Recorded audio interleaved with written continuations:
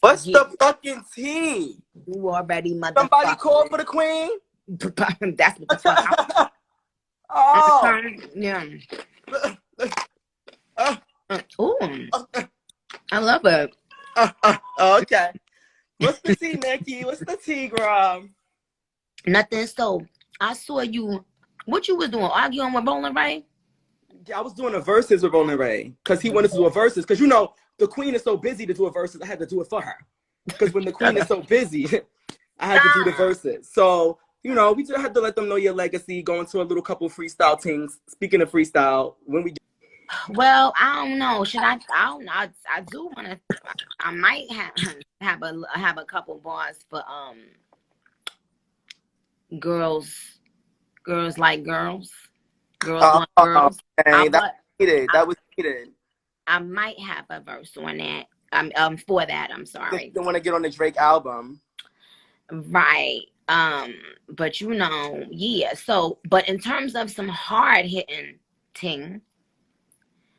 And cause child, you know, only the queen drop a freestyle and get a rise out of it.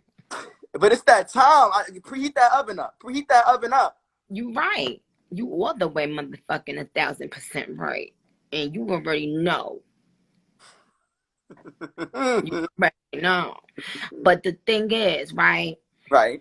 Once I mash the gas, I can't stop it. So right now, we not at the stoplight, we at the stop sign. And you know what? My foot is lightly picking up off the brake. And when I slid out my motherfucking foot, y'all gonna remember. Y'all gonna remember some things. I think it's time for some things. These bitches been playing. You think they've been playing? But not too much. It's not too much. Not too much. They're keeping it cute. They don't want beef. We proved it. Bitches better keep it on wax like a Q-tip. Damn, them bars is hard. I wonder who wrote those bars, child, because that bitch needs a motherfucking raise. Yeah, she have well, but hold on, before you get me off, because did I miss the interviews? Because I heard there was interview things going on. What you want to interview for?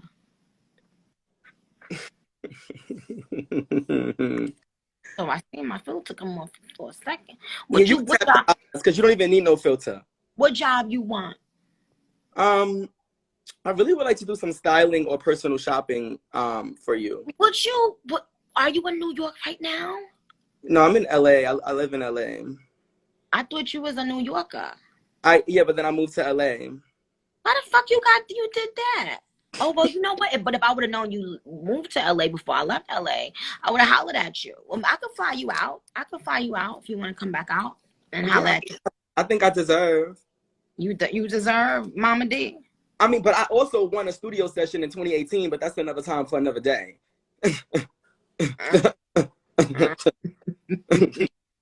Okay, so you think if I let you personal shop for a day and you bring these clothes back, you think I'm gonna like it? It's gonna be giving something? I think it's gonna give because I know your brand, I know your aesthetic. I've studied. How long you been with me? I've been with you for about, damn, we on year 9? We on year 9. So you was around 106 and Park days and stuff, or no? A little after that. I wasn't a outside stand. Like I wasn't doing the camp outs and stuff at that time. I was just doing buying the music, knowing the words. You know, I was a barb since Beat Me Up Scotty era. That's when I first heard you. I first heard you on that era, be the Itty Bitty Piggy. What is one of your favorite records that I don't perform on the tour that you want me to perform on the next tour? I always tell people you can't ask a favorite Nicki song because there's so many tiers. There's tiers to a Nicki catalog. There's features, there's gospel, there's Latin. This bitch, you know, she do so much. So when you're so diverse, there's a lot. But Sweet Dreams with Lil Wayne, it's about time you stop paying that dust. There's a couple of things you got to stop paying dust. Okay. But let me tell you why a lot of times I can't do certain things because we don't have the files. You know, I used to just do stuff like Rogue, like, you know, just do it on the 2-track. But then when you go on tour now and you play it after playing something that sounds super quality and you play something like that in the middle of your show, it can kind of like take away from it, you know, when the fans are enjoying a certain kind of quality of the music. Yeah, but I feel like the real ball is supposed to know when you come out, like, pass that crown to the real queen. You know, your girl get it popping like a pill fiend. Well, okay, so I'll think about that because, you know, that was always one of my favorite. That Sweet Dream, even before I did it, I loved that song, you know. But one of the things I noticed a lot of fans fuck with, and I never knew, like, to even thought about performing it, is High School. Like, a lot of my fans fuck with that song. Like, when Tay play that shit, he plays High School, like, every time we see each other, Tay be playing High School, and here I am. And you have the worst taste in your own catalog. I know. It's like you don't like none of the hits. You pay everything. You pay you don't like the good stuff. I guess not. I'm switching it up a little bit this time. What's your move for the album? What's your move? You know what? The move for the album. What's the vibes? It's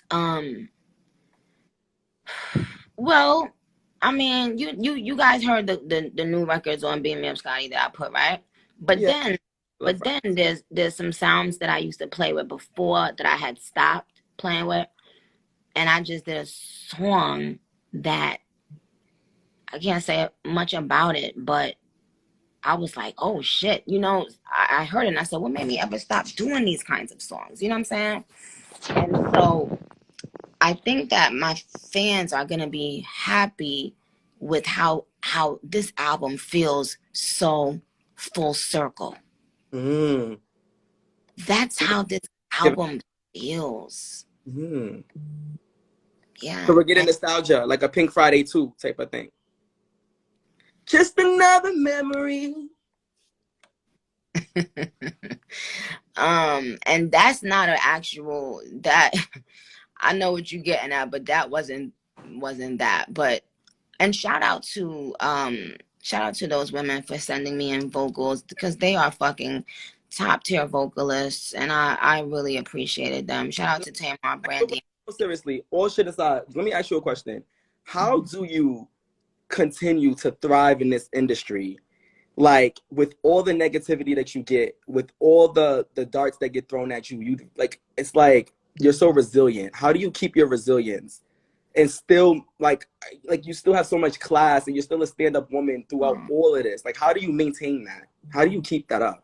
Well, first of all, I appreciate you for saying that, and I'm just putting on my lip gloss because I keep on licking my lips. I was thinking about some stuff like that, you know, today, too, because I jokingly put on Twitter, you know, oh yeah, when that person had posted NICKI after she done been canceled for the 4th time this week. You know what? I think that people are expecting me, are treating me certain ways, or doing certain things to me, and they're expecting me to have a response like the old me. And they don't know there's a different type of power within me now. I would say it's from my son, but but maybe 75% is from my son, and then there's another 25% from just a collection of other things that have given me this, like, I don't know, like this Teflon thing. Things just don't faze me like they used to because I know that my talent can't and hasn't been duplicated, matched. And because of that, I don't feel bad about anything that people say and try to do anymore. Because what they can't say is that I'm not talented as a rapper, as an artist, as a writer, as an MC. that's when somebody should be mad. Like if you play ball and you all of a sudden wake up one day and you can't, you know, shoot from the 3-point line or whatever it is, then you might start feeling sad and down on yourself. With me, I'm in such a good space in terms of, remember I told y'all I had writer's block for a minute. Yeah. And once I got over that, like I was just back to enjoying everything. Like now I'm enjoying things again. Yeah, it looks like it, and it feeds off to us, and I love that. I love that for you, the place that you're at right now.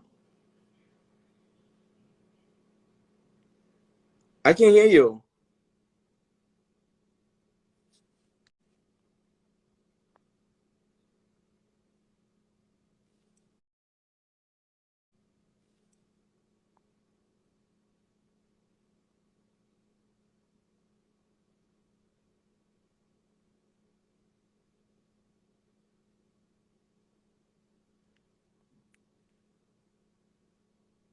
I can't hear you.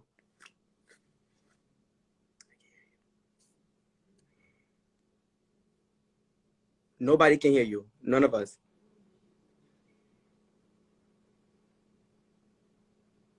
Okay, You now I can can hear me hear now? you. What was it giving? What was that? Sorry. Somebody was calling me, that's why. No, let me tell you something. I realize that people keep comparing people to me or moments to my moments and stuff like that. And people are forgetting that I haven't put out an album, but I also haven't put out a single in a couple of years. Tell us about it. We know.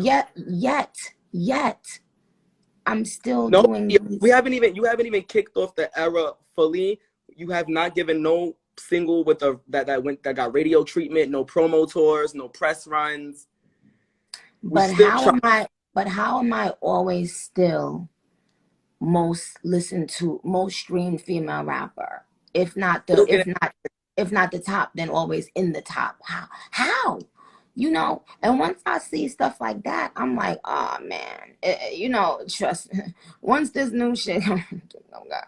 So that's where I think my piece and my vibe like that you guys see, it's almost like she's you know, unfazed, don't give a fuck, because I know what kind of arsenal I have. I know how happy my fans, my real fans, are gonna be when they hear what I have, and that's what gives me that. So I don't give a fuck.